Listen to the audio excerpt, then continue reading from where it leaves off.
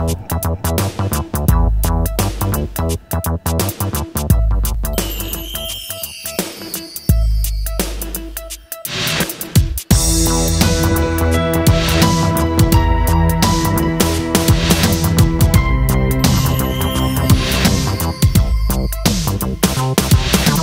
I have a story that I'd like to tell about this guy you all know. He had me scared so well.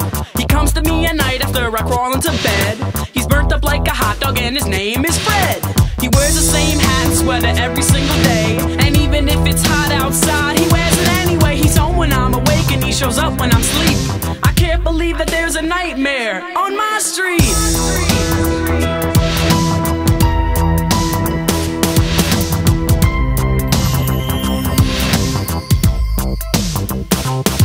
It was a Saturday evening, if I remember it right, and we had just gotten back off tour last night. So the gang and I thought that it would be groovy if we summoned up the posse and done rushed the movie. I got Angie, he got Tina, Reddy Rock got some girl I've never seen in my life. That was alright because the lady was chill. Then we dipped to the theater, set to ill. We saw Elm Street and man, it was death, and everything seemed alright when we left. But when I got home and laid down to sleep, that began the nightmare, but on my street.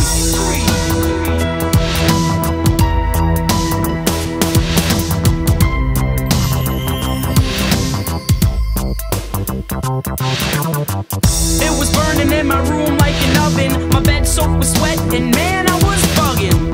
I checked the clock and it stopped at 12:30. It had melted, it was so darn hot, and I was thirsty. I went downstairs to grab a juice or a Coke, flipped the TV off, and then I almost choked when I heard this awful voice coming from behind and said, "I'm a paper letter and now you must pay." Man, I ain't even wait to see who it was. Broke inside my drawers and screamed so long, cuz got halfway up the block, I calmed down and stopped screaming, then thought, oh, I get it, I must be dreaming. I strolled back home with a grin on my grill. I'm thinking, since this is a dream, I might as well get ill. I walked in the house, the big bad fresh prince, but Freddy killed all that noise real quick. He grabbed me by my neck and said, "Here's what we'll do. We got a lot of work here, me and you. The souls of your friends you will now proclaim. You got the body and I've got the brains." It wasn't a dream, man, this guy was for real. I said, "Freddy, there's been an awful mistake here. No further words," and then I darted upstairs, crashed through my door and then jumped on my bed, pulled the covers up over my head and said, "Oh, please do something with Fred." He jumped on my bed, went through the covers with his claws, tried to get me, but my alarm went off and then silence. It was a whole new day. I thought, I wasn't scared of him anyway, until I noticed those rips in my sheets, and that was proof that there had been a nightmare on my street.